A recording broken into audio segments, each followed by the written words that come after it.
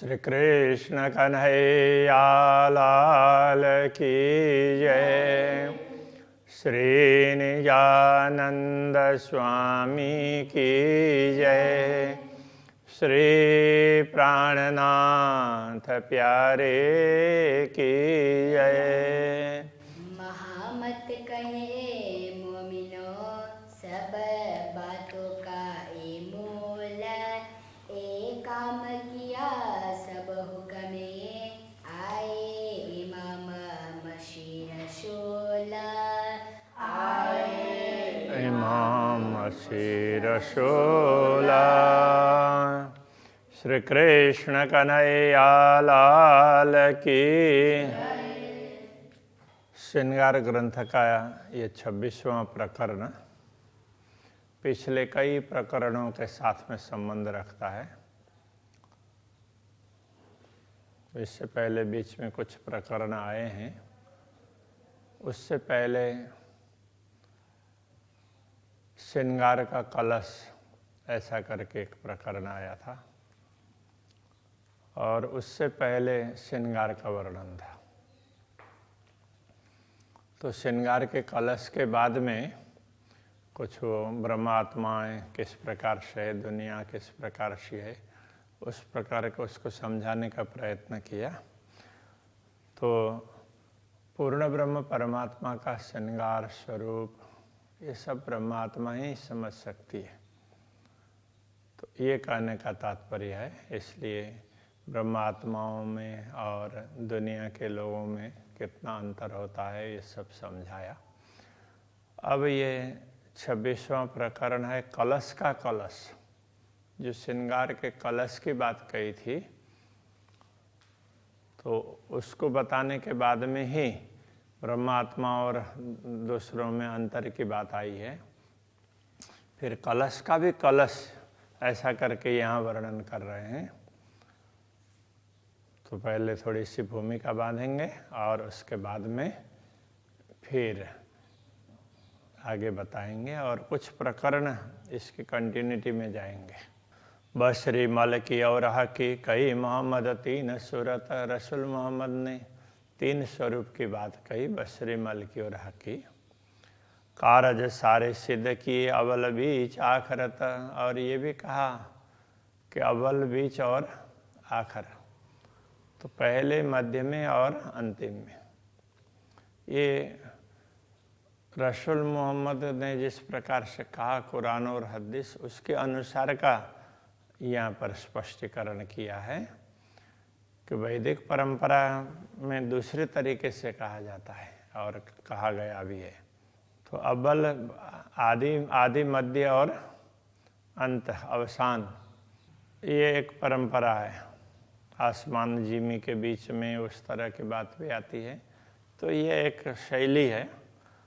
ये तीनों मिल किया जहूर, इन तीनों ने मिल करके 3 स्वरूप बशरी मलकी और हकी तीनों ने मिल करके ब्रह्म ज्ञान को प्रकाशित किया। जहूर का तात्पर्य प्रकाश फैलाया। अव्वल आखिर रोशन, आरंभ से लेकर के अंतिम तक आखिर तक प्रकाश फैलाया। हक बैठे इन इल्म में, तो इनका जो दिया हुआ ज्ञान है उसमें ही परमात्मा है।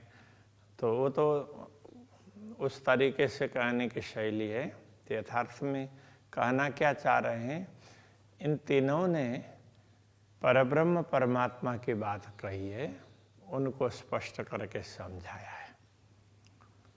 तो दिल अर्श हुआ मोमिन। तब जब जैसे ब्रह्मात्माएं समझ बैठी और उन्होंने परब्रह्म परमात्मा को अपने हृदय में धारण किया, तब जाकर के उनका हृदय धाम बना है।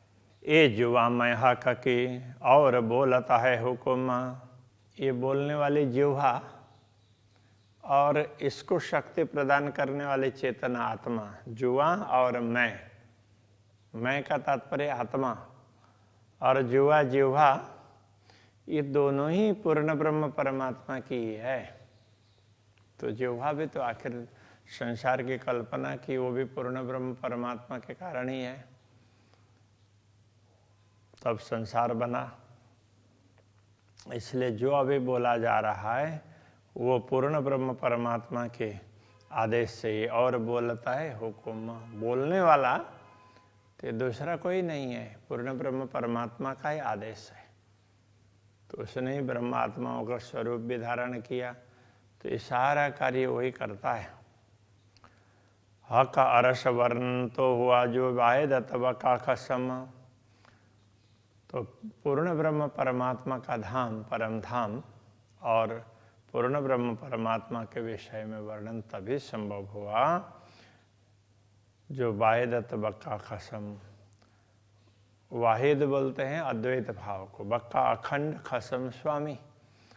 तो पूर्ण ब्रह्म परमात्मा है, अद्वैत धाम परम धाम उसके स्वामी है,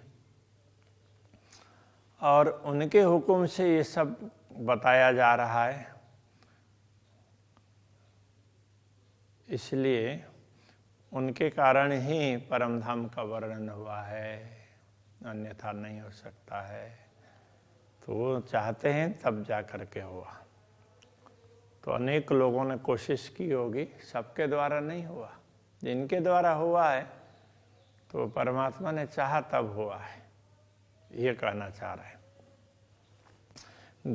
गई बखिलवत जाहिर तो हुई जो हके कराई ये। गैब का तात्पर्य रहस्य होता है, गूढ़ बात है।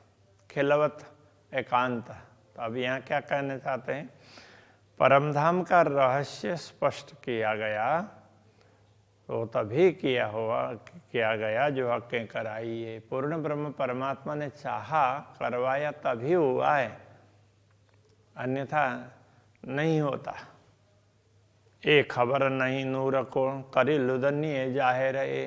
परमधाम के सभी रहस्य और उसमें भी खास करके पूर्ण ब्रह्म परमात्मा की लीलाओं के विषय में अक्षर ब्रह्म को भी ख्याल नहीं है। एक खबर नहीं नूर को, अक्षर ब्रह्म को भी इस विषय में ख्याल नहीं है। करी लुदन्नी जाए रहे। अब ये लुदन्नी स्थिर ज्ञान, तारतम ज्ञान ने इसको स्पष्ट करके बता दिया। अब वो तारतम ज्ञान कौन ले आया, तो पूर्ण ब्रह्म परमात्मा का आदेश। तो उसने अलग अलग रूप धारण किए। तो ब्रह्मात्माओं के रूप में, श्यामा जी के रूप में दुनिया में उसी ने धारण किया है। वर्णन किया अरस का सो सब हिसाब अरसई के। परमधाम का वर्णन किया तो शब्द तो लौकिक चुने, किंतु हिसाब किताब जो तरीका है वो परमधाम के हिसाब से ही गया। गिनती सो भी अरस की जो गिनती है हम दुनिया के हिसाब से न गिने, वो परमधाम की गिनती है। ये बातें मोमिन समझेंगे, ये बातें तो ब्रह्मात्माएं ही समझती हैं। या पहाड़ या तिनका सो सब चीज विदा आत्मा। पहाड़ हो या पहाड़ जितना महान बड़ा हो, विशाल, और एक तिनके की तरह से बहुत छोटा हो, सो सब चीज विदा आत्मा। वो सब जितने भी हैं वो आत्मा की भांति है। जैसे आत्मा अक्षरातीत का अंग है, आत्माएं अक्षरातीत के अंग हैं, उस प्रकार तो आत्माओं के भी अंग के रूप में ये सब है। सब देत देखाई जाए ज्यों देखिए माहे चश्मा। तो जैसे चश्मा तो आँख में ही लगाते हैं तो पता चलता ही है ना। तो उस तरह से जैसे आँख के पास में ही है, तो उसी प्रकार से सब देत देखाई जाए। तो जो बाहर दिख रहा है, एक तिनके से लेकर के, एक अणु से लेकर के पूरा धाम, तो ये सब स्पष्ट करके बता दिया।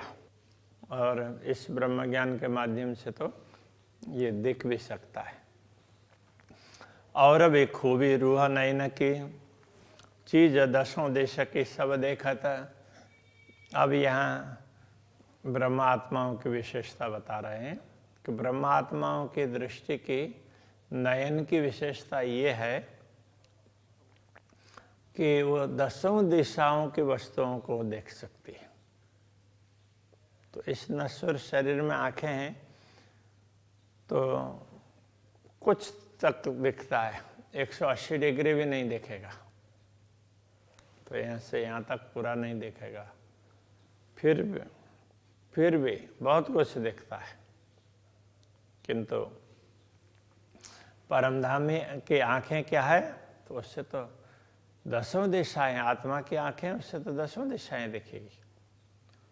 पाताल या आसमान की रूह नजरों स्वभावत, पाताल हो या आसमान हो, तो ब्रह्मात्माओं की दृष्टि में सब है। यहाँ कहने का तात्पर्य यह है, तो ब्रह्मात्माओं को सारा ही पता चलता है, पाताल से परमधाम पर्यंत सारा। रूह का ही लक्षण बाहर अंदर नाही दोए, तो ब्रह्मात्माओं के लक्षण ये है वो अंदर कुछ छिपा करके रखें और बाहर से कुछ और बोलें, ऐसा नहीं, दोनों अंदर और बाहर दोनों एक है। तन दिल दो एक ही, रूह कई अतः सोए। तन दिल दोनों एक जैसे हैं। तन का तात्पर्य बाहर जो दिख रहा है, अंदर जो सोचते हैं और बाहर जो दिखता है, इसके लिए यहाँ कह रहे हैं तन और दिल दोनों एक ही लगते हैं। रूह कैयत सोए, कैयत है सोए। तो इस प्रकार का आचरण जिस किसी का भी दिखाई देता है उसको समझना चाहिए कि ये ब्रह्मात्मा है। दूर नजीक भी अरस के सो भी पाइए अरस सहूर। यहाँ ये समझा रहे हैं परमधाम में दूर हो या नजीक जो भी हो, तो वो परमधाम की समझ से ही समझा जा सकता है, दुनिया की समझ से नहीं समझा जाएगा। परमधाम की बात थोड़ी सी भिन्न प्रकार की है, तो दुनिया के हिसाब से समझना कठिन होता है, इसलिए कहते हैं सो भी पाइए अरस सहूर। तो परमधाम की समझ, परमधाम के प्रकार के समझ हो तभी ये पता चलेगा। तो किसी भी बात को समझने के लिए उसके तरीके से ही सोचना पड़ता है। तो परमधाम के तरीके से हम समझने का प्रयत्न करेंगे तो नयन चरण अंग तीनों ही एक यादय में हजूर।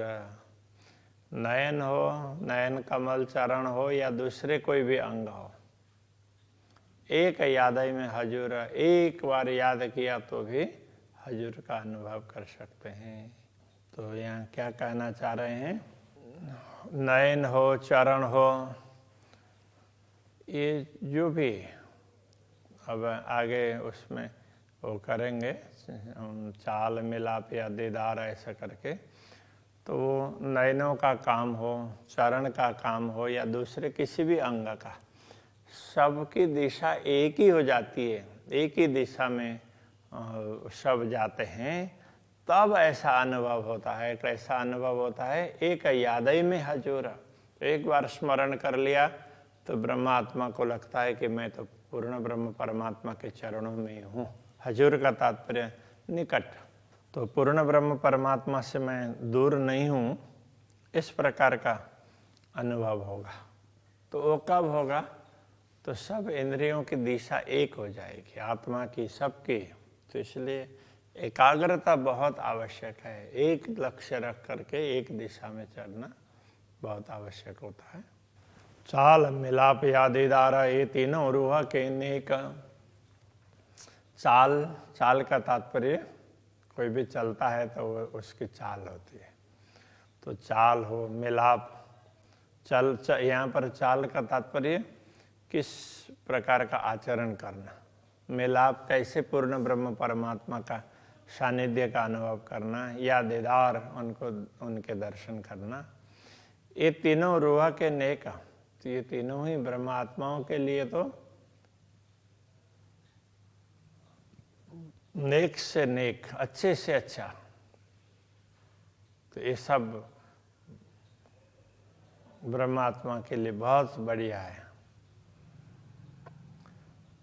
जब ही याद जो आवही तबही होए माहे एक, ये कहना चाह रहे हैं। जब ही याद जो आवही, जब ही स्मरण करते हैं तबही होए माहे एक, तब वो एक ही हो जाते हैं। तो पूर्ण ब्रह्म परमात्मा का स्मरण करते हैं तो उस समय सब चीज़, आँखें भी उनके दर्शन के लिए तरसती है, रसना उनके गुणों को गाने के लिए, और नासिका तो उनकी सुगंध, प्रेम की सुगंध पाने के लिए, तो सब की दिशा एक हो जाती है। तो ये कहना चाह रहे हैं,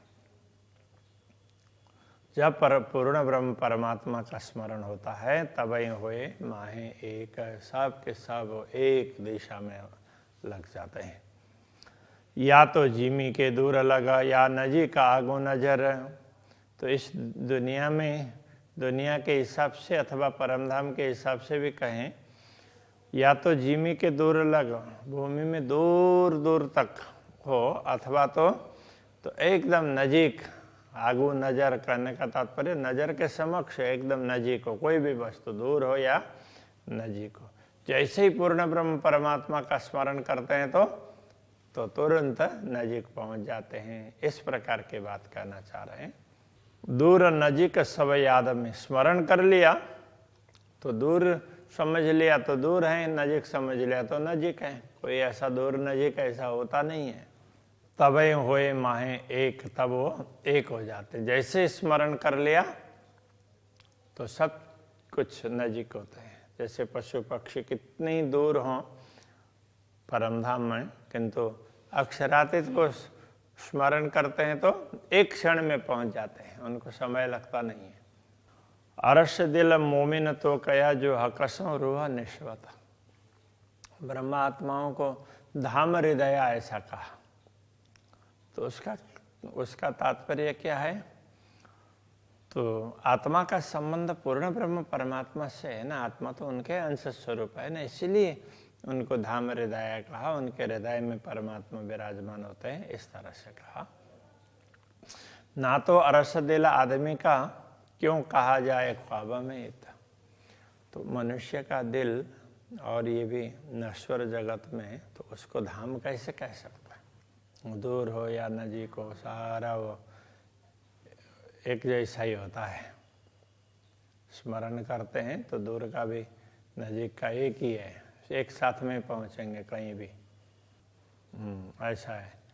जैसे राज्य के दर्शन की इच्छा हुई तो पशु पक्षी वगैरह किसी भी मानिक पहाड़ के हों या पुखराज पहाड़ के हों, दर्शन की इच्छा हुई तो एक साथ में पहुंच जाएंगे। इस प्रकार से समझना होता है। रूह तन की असल अरश में अरश ख्वाब नहीं तफावत। ये ब्रह्मात्माओं का असली तन परमाधाम में है, परात्मा। तो उसने इस स्वप्न को देखा है। देखने वाली चेतना आत्मा तो वही है, इसलिए उसमें और इसमें कोई अंतर नहीं है, ये समझाना चाह रहे हैं। और इसी चौपाई से आगे जा कर के कहा जाएगा। तो रूह तन की असल अरश में परात्मा तो आत्मा का जो आत्मा का असल है वो तो परात्मा है, वो तो वास्तव में परमधाम में ही है। इसलिए अरश ख्वाब नहीं तफावत है। तो परमधाम की आत्मा हो या दुनिया में शरीर धारण करने वाले ख्वाब की आत्मा हो, स्वप्न देखने वाली, उसमें अंतर नहीं है। इसीलिए तो कया शहरग से नजीक बीच दुनिया न्यामत। तो इस दुनिया में ये बात इसलिए कही कि परमात्मा तो प्राण नली से भी निकट है, क्योंकि परात्मा के तो निकट ही है ना, इसलिए ये आत्मा भी तो परात्मा के अंदर ही है, इसलिए दूर नहीं है, ये बताना चाह रहे हैं। दिल मोमिन अरस तन बीच में, तो ब्रह्मात्माओं का दिल है तो वो परात्मा के अंदर ही है। परात्मा ने ही इस दुनिया को देखा है। उन दिल बीच है ये दिल, तो ब्रह्मात्माओं का ये दिल है, ये भी परात्मा के दिल में ही है, उससे अलग नहीं है। कहने को ये दिल है अरश दिल असल।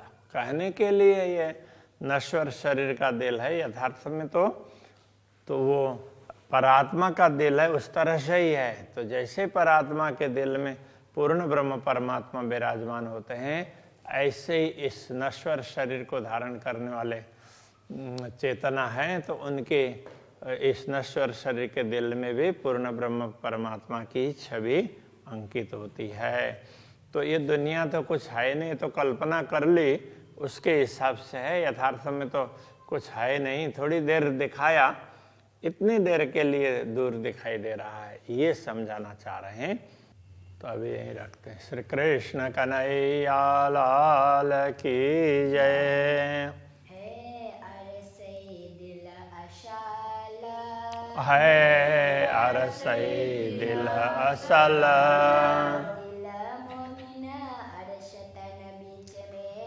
दिल मोमिना अरसतन बिच में, उन दिल बिचाए दिल, कहने को ए दिल है